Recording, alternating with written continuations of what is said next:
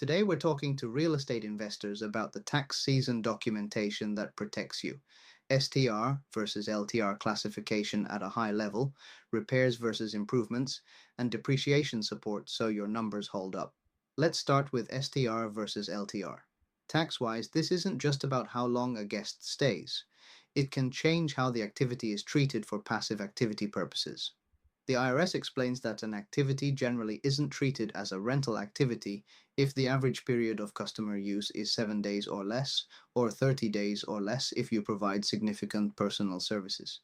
This is why some STRs can be treated differently than typical long-term rentals.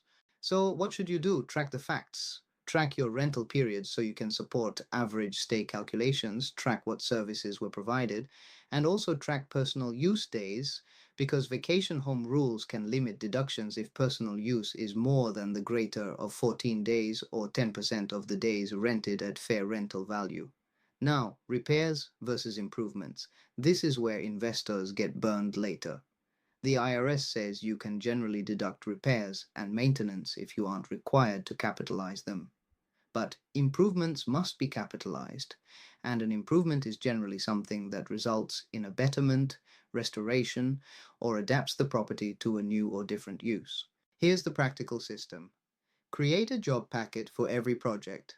Save the invoice, proof of payment, the scope of work, and before and after photos. Add a short note that explains why it was done and what changed. If it's an improvement, you'll treat it as a new asset component and depreciate it, which leads to depreciation. Depreciation schedules go wrong all the time, especially when investors renovate, add improvements, or switch accountants. Publication 527 explains you need to track the placed in service date, basis, and method. And if you place property in service during the year, you typically file Form 4562 for depreciation in that year. So your depreciation file per property should include your closing statement, your placed in service date, and your prior year depreciation schedules. Then keep separate files for improvements with completion dates and placed in service dates for those improvements. Next, expense categories investors commonly mishandle.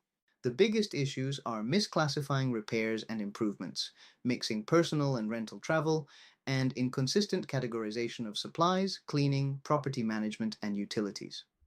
Publication 527 notes that travel expenses can be deductible if the primary purpose is rental related, but you need proper allocation and records. The fix is consistency. Same categories every month and receipts stored in a predictable way. Finally, multi-state portfolios. If you have properties in different states, the simplest system is to track income and expenses by property and by state.